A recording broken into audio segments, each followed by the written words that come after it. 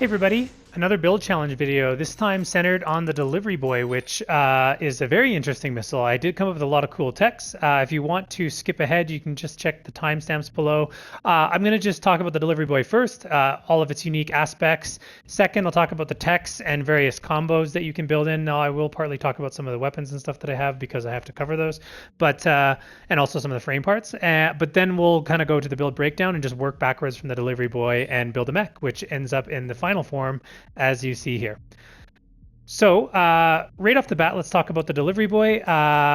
It's an interesting missile. It's largely a defensive missile, i.e. when you use it, what you do with it is you make it so that if they're staying close to you, they're in high danger of getting a salvo of Delivery Boys coming by at some point and just dropping on them for a huge amount of damage, a massive amount of impact if they eat the whole salvo. Although keep in mind that 2000 is across multiple salvos, so it doesn't like insta stagger mechs. It kind of like, I would say it adds around maybe 600 to 800 at a given time, but it adds a certain level of RNG to your build. If they are playing in close, they're at risk of some bad RNG just immediately staggering them outright.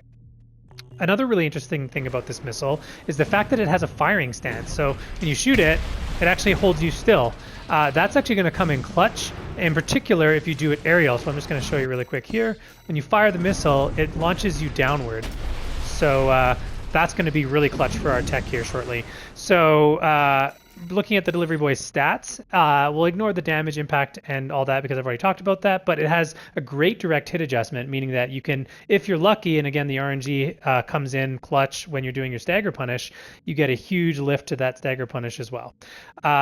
It also is extremely heavy, which is interesting to be finding it most synergistically on lightweights, but it is going to work out that way.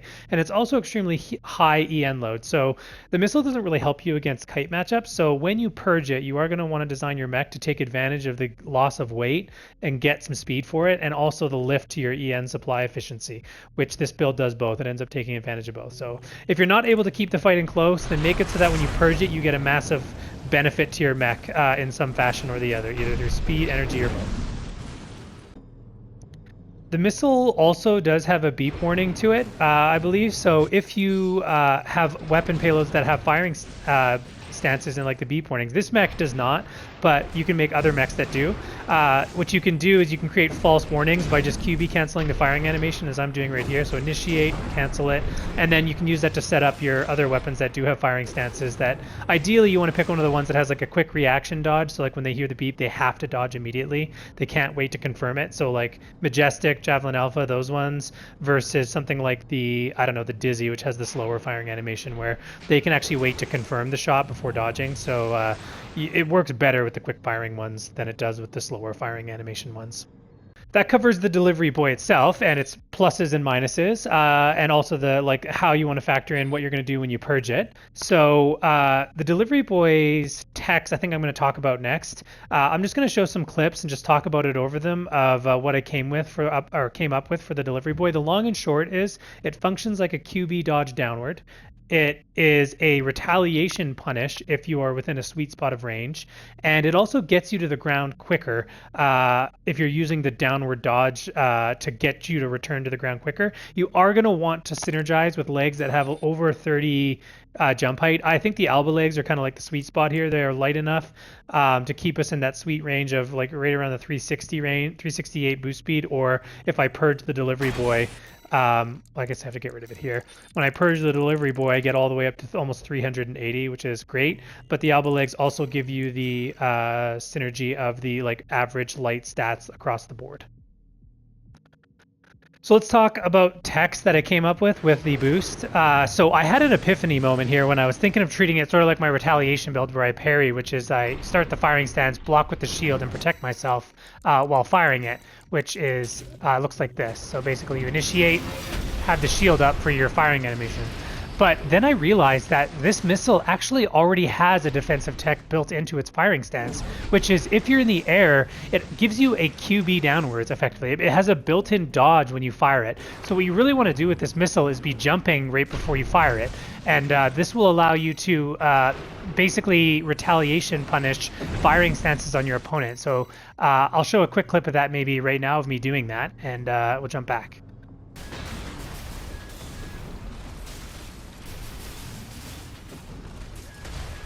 Oh my god, it works. Bruh, it works. Okay, so that is one really cool tech. A, it can be used as an evasion for a firing stance when you don't have any energy. Secondly, if you're within the sweet spot of range between 60 meters to around 130, which is right where you want to be with pistols and the SMG anyways, you can actually throw in a counter punch towards them, which is when they do the firing stance, you dodge their attack and the missiles basically shoot out and dump right on top of them. It also has a pretty wide hitbox, so unless they have a really good QB thrust, or if they're a tetra or whatever, or reverse joint, the distance when they QB the side is likely still going to get caught by the missile.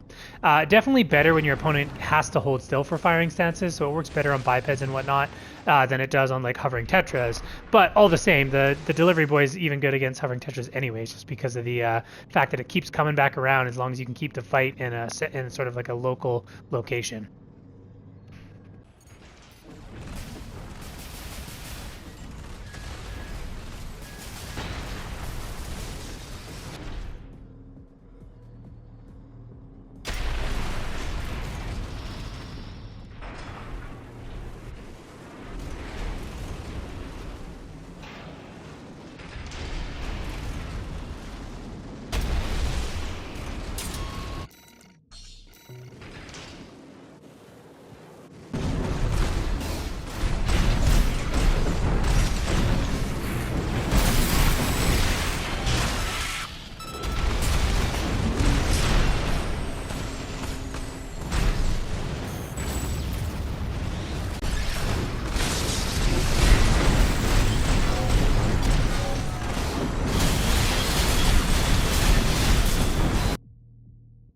Okay, so we have access to a way to get to the ground quicker. There's a natural generator synergy here, which is the Ming Tang. So the Ming Tang is an awesome generator if you're trying to stay on the ground, because it will give you access to the most amount of energy per second over an extended period of time. Like the Santai has the capacity, but the EN recharge delay, especially if you redline by mistake and get a penalty for that, the Ming Tang does not penalize you that hard because of the huge supply recovery stat, offsetting the redline penalty. Also, the fact that it starts the recharge quicker means that if your EN supply efficiency is around the 4,000 mark, it's only going to take you 1.5 seconds to regenerate your battery from 0 to full. And if we purge the delivery boy, it's even less than that. It's more like 1.25. So Ming Tang was a natural synergy for the delivery boy.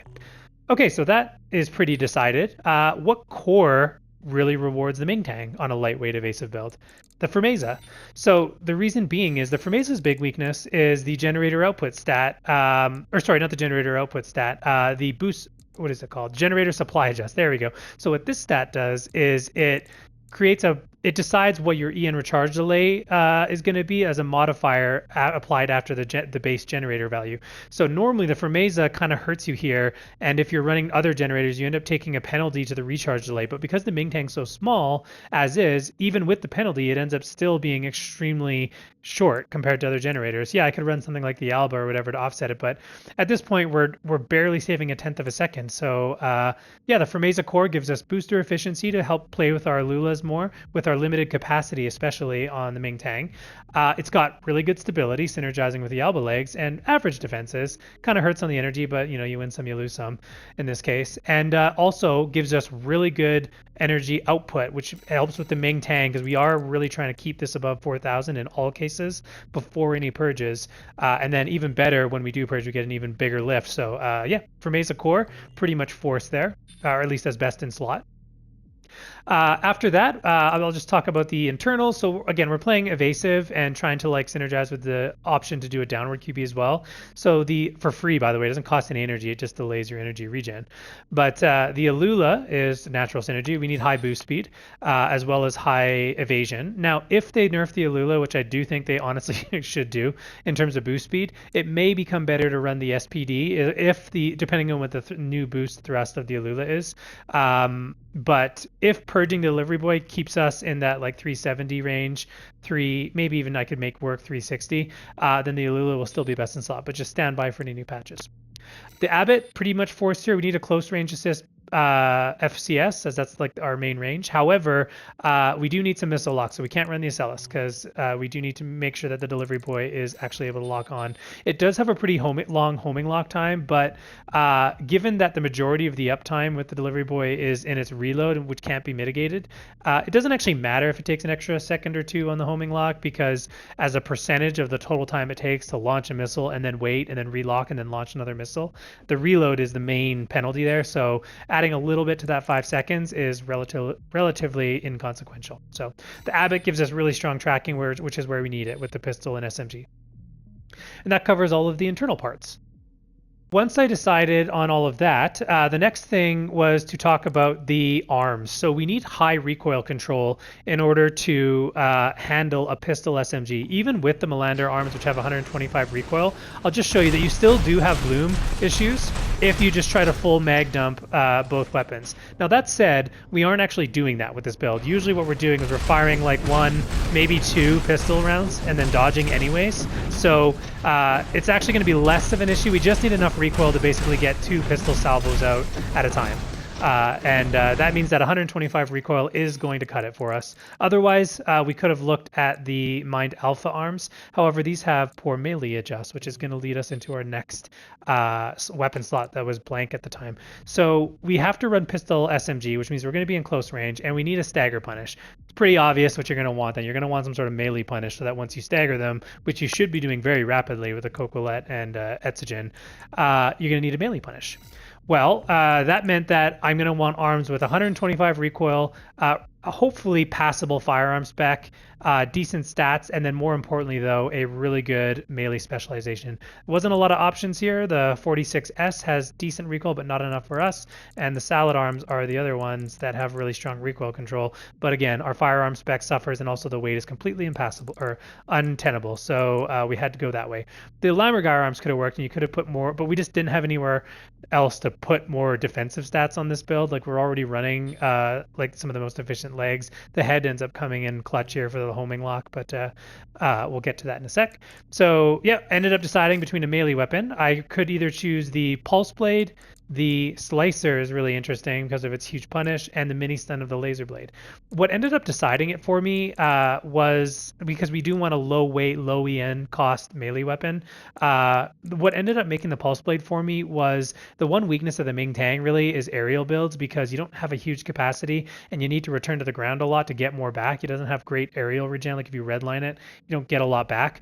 So the Pulse Blade is one of the better ones for just having a really good tracking and getting in your punish on aerial builds. Like you can punish from a lot more generous angles, and also when they pop pulse armor in there, you usually will still get one slice in. So even though the Slicer has a higher total punish, the Pulse Blade just felt more like it was accommodating the weakness of the aerial of the Ming Tang. That said, you could also look at the Coral Blade, but the cost again is just so high. It was really starting to hurt our EN supply here, so I just decided against it. I'd rather just take a much more meaty punish with the ability to get in a little bit of punish against lightweights that pop pulse armor before it deploys. So Pulse Blade was pretty natural here. And that basically finishes off our weapons and the arm choice. From there, I basically just wanted a head that had really good stats, as much as possible, really good stability, really good defenses and AP, and then probably what is really valuable is the lock-on stats here. I wanted to have max distance, max duration, and really good standby time. And so the VE44B was awesome. And that's because it really helps us with the delivery boy's long homing lock time, especially given that we're running the Abbott, penalizing it. So one of the heaviest heads, but this actually works out perfectly. We end up just exceeding the 62K weight capacity with the Pulse. Or like just over the 62 range, which is where the Alula starts to drop off in terms of boost speed if you exceed it. So that was pretty hand enforced. Also, the QB ideal weight on the Alula is 62.4, and we're only just a little bit over that, and so it doesn't end up giving us a QB reload penalty. So that basically sums up all of the core parts that got forced. The head was the last one that I decided, but I just knew it needed good scanning stats. And then I would just try to get as much defense as possible, because I did have some extra weight on this build to play with, and so this one, the fact that I could fit the 4,300 pound head with great lock-on stats was just money. Oh, and then I guess lastly, pulse armor. So because we don't have a great follow-up to our like once we've landed our pulse blade, we just run pulse armor. There really isn't a need to run assault armor on this build because we don't have any stagger follow-ups once they intercept our pulse blade's punish. Like you'll usually get one slash in, but the pulse armor will open for the second. And so even if we deleted it with assault armor, there isn't really a follow-up. So it worked kind of well to just run pulse armor on this build. It also helps us out with stun guns, by the way, because the pulse armor is good to deploy as soon as you are about to get status built up even once by the stun gun, and just force them to use theirs as well, so that you don't want to like try to wait till you actually get staggered. It's more important to turn off the status buildup than it is anything else, because it is really hard to evade the stun guns in close, no matter what your boost speed is. Like it doesn't matter their FCS. They're gonna land it anyway. So just get the pulse armor up early. Try to intercept one of the stun detonations before it procs, and just try to force them to use theirs early, so that all you need to do is stagger them once to end the fight. Granted, the Slicer would have been interesting in that matchup because we could have used the charge attack to also block stun guns. But again, the Pulse Blade is just the best and most flexible melee weapon in general. So especially on this build, given its weaknesses with the Ming tank. So that was kind of forced. Okay, let's start with the close range stuff for PvP. This one's just a quick clip. I just want to show you quad miniguns here, just because this is kind of a silly build, but it works against builds that rush down like ours.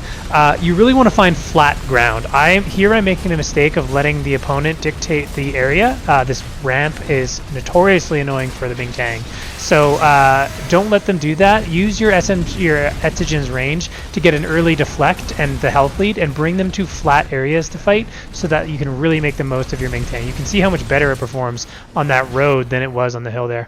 But let's jump into some actual matches. So here we're just going to go up against two different variations of the Curie Kite, mainly just using the Basho Core's bugged center hitbox to make more misses. This person's not running the knock legs though, so this ends up working a bit more in our favor. The main strategy here is to purge the big boy, because they're never going to stay around it long enough, and you just need the energy supply. And the Ming Tang, we're actually going to be able to beat them at their own game, which is energy supply on the ground. They usually are running to 20C, I believe, and we have the Ming Tang, which means that if we can keep them dodging and on the ground, if we can keep them on the ground, we actually end up winning the fight in terms of energy race. So here I'm not even using the Pulse Blade, and I still end up beating two Curie Kites. You can disregard this. I was just toying with the idea of running the double beep beep options, but I think that tech is better used on tanks if you're going to use the big boy for that. Anyways, you can see just how strong the pressure is of the pistol SMG versus double SMG. As long as we can keep close and forcing them to spam dodge and us to spam dodge, we can just really win that race and actually beat them in the battery game because of our Ming Tang. We actually want to force them to dodge and interrupt their own generator, and we don't need as long to get ours back, especially after we purge the big boy. 1.25 seconds and we're basically full from redline, so even the 20C can't keep up with that. Even with its 1200 energy generator, usually their energy supply is going to require them to wait a little bit more than a second, more than a quarter second anyway, to get full.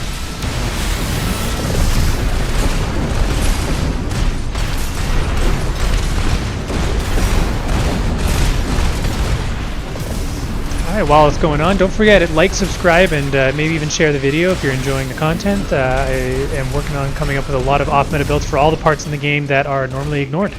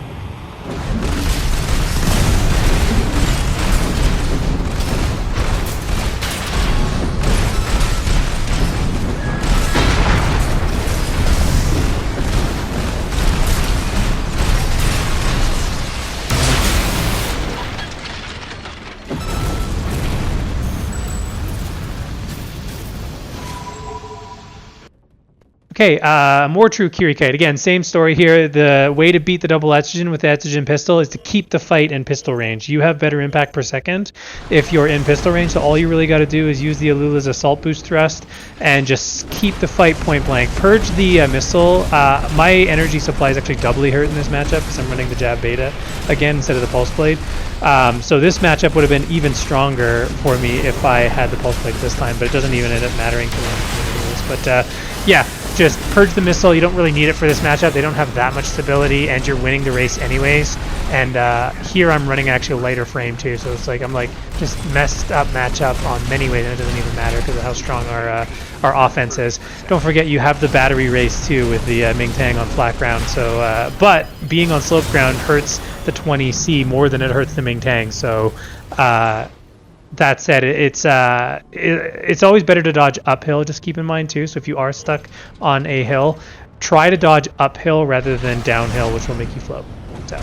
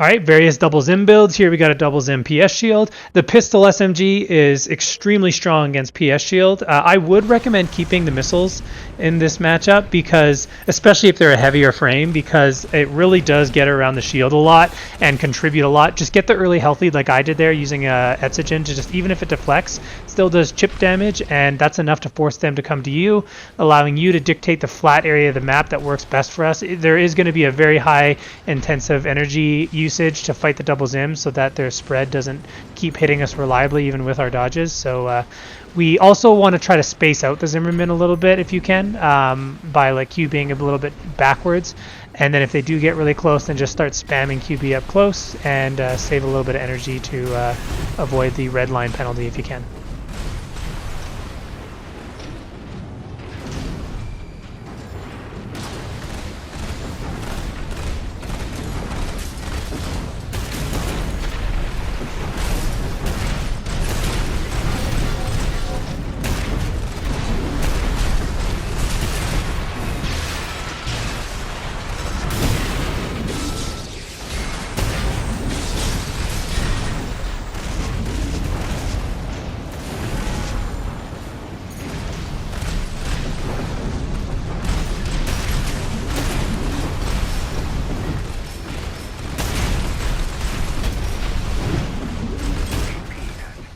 Yeah, fishing for moments to launch the big boy like I did there is pretty important. You definitely want to be looking for opportunities against these rushdown builds. Like, you have to pick your moment to launch the big boy early, and carefully and then try to get it out early, because if you get one up, it starts dropping multiple salvos, and it's dropping while it's reloading. So the sooner you can get it out, the better, but be careful on just throwing it out too recklessly. Sometimes it's better just to bait out some attacks. It's also worth noting here too, you'll notice the Zimmerman's actually better at medium range than one Etzigen if they have two, because of the like the spread is enough to contribute more than our Etzigen does. So you do got to be a little careful with keeping the fight in range of your pistol, unless they're just about to fire a double Zimm salvo, where you can risk backing up a little bit, trying to dodge at the same time in order to evade it. But in general, you do want to keep the pressure on them, force that shield to get overworked, and try to stay close enough to get the pistol working into the combo or the impact build-up race as well. If you're too far away when they get staggered, like I was there, don't risk going for the pulse play and then eating a double Zimm and for your trouble. You really want to play cautious against these builds. It doesn't take much for the double Zimm to stagger with the amount of cumulative impact it puts out.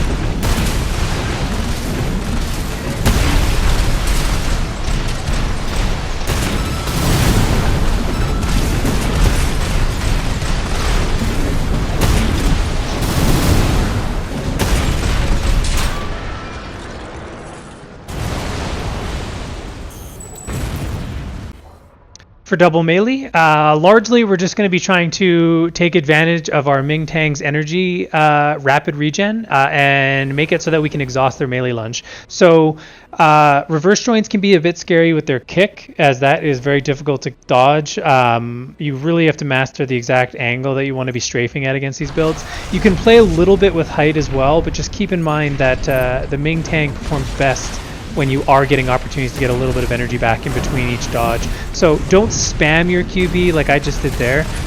Look for like little windows where they aren't lunging to try to just sneak in. Doesn't even have to fill your battery. Just get like a quarter of it back here and there. It's just a battle of inches where you're really just trying to squeeze in opportunities to get as much energy out of a given moment as possible, because they're going to run out of battery, and that's going to give you just the ability to dump in with the pistol Etsi and basically get a stagger for free.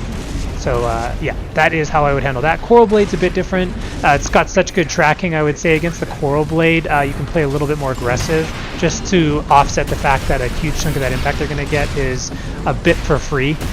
Kicking can interrupt lunges, don't forget, but then you will be victim to the follow-up melee lunge a lot of the time if they don't go for the charge.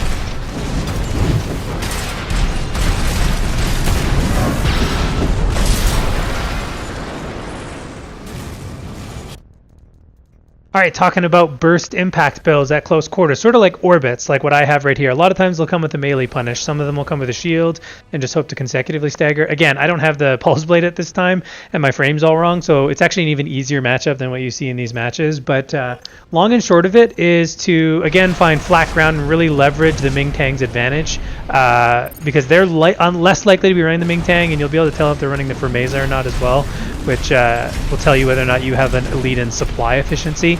Albeit at a small penalty to the end recharge delay. But really with these matchups, you want to just adjust your strategy based on what weapons they chose. This opponent's running a Viento, so I can actually just spam dodge while they're mag dumping. If it were something a bit more careful, like the or like spread out over time, like pistols or Etzigens, you kind of have to work in your own offense instead of like trying to dodge the whole magazine. You got to just try to split up your dodges around, maybe pick one weapon side to just focus on. Like the ducket, for example, you can just pick one ducket and just focus on dodging one of those and let the other one hit you so that you don't burn out your battery too quickly, just panic dodging. But yeah, again, no pulse blade here, and it doesn't even matter. You can see how my energy supply is being hurt in this matchup by the jab beta. And I would say that you in general do want to keep the delivery boy on these matchups. Make it so even worse for them, because a lot of times they're going to be running a lighter missile that's better for chasing down kites, but we can leverage the fact that we can make like the ground that we're both orbiting in extremely dangerous for them and extremely safe for us.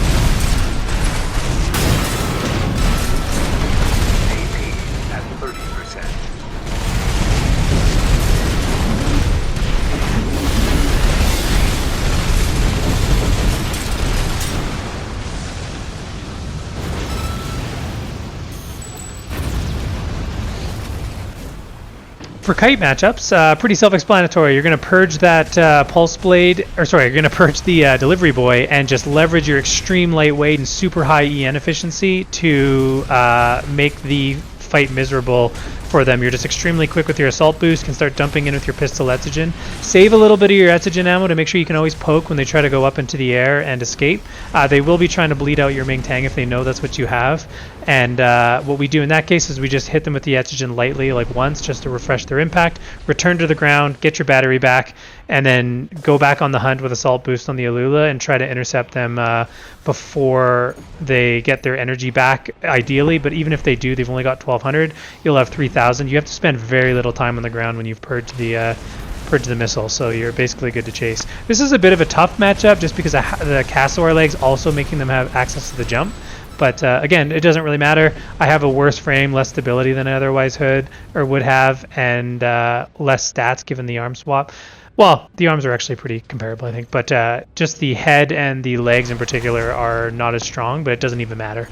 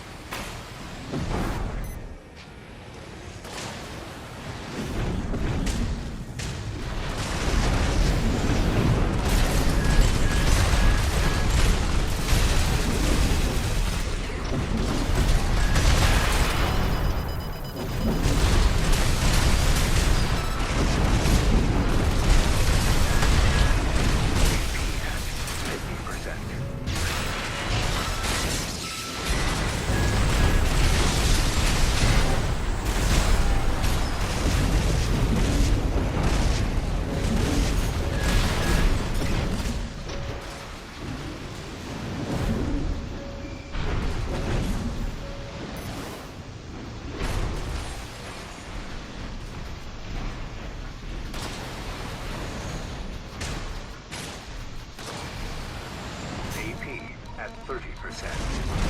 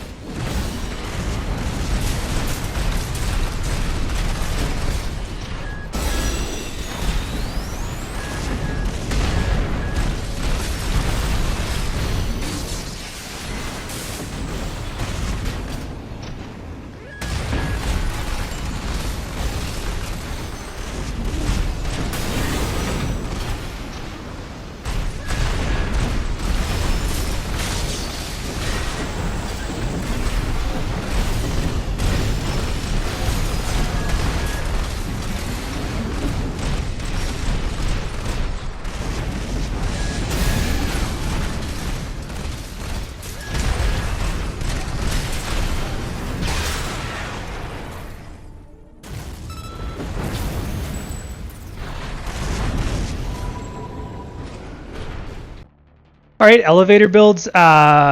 In general, I think the big strategy here is just to be good at canceling your booster with X and not letting them drop past you. Once you are starting to gain on them, they will try to kill their booster and free fall past you. Don't let them do that. You want to kill your booster with them and fall to the ground.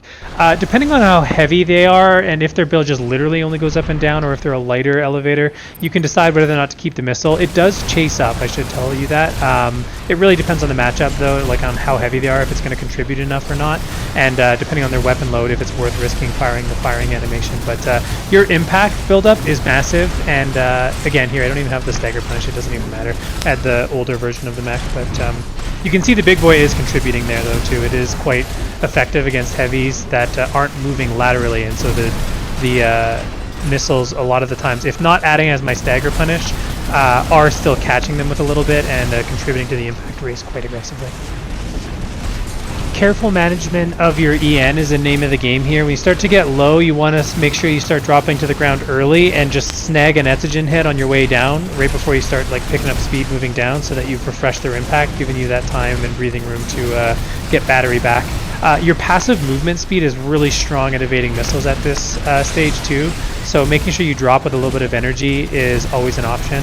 And just ready to dodge any sort of nukes they might throw. Ear shots can be a bit tricky because you have to go to the ground a lot, and so again, in those cases, what you want to do is save enough energy to activate Assault Boost, so that rate, and then enough to like move forward, back up, force them to dump the ear shot, and Assault Boost back up towards them, let the ear shot splash behind you, and then and then re-drop to the ground and get your energy back after that 12-second cooldown has started for the rear shot.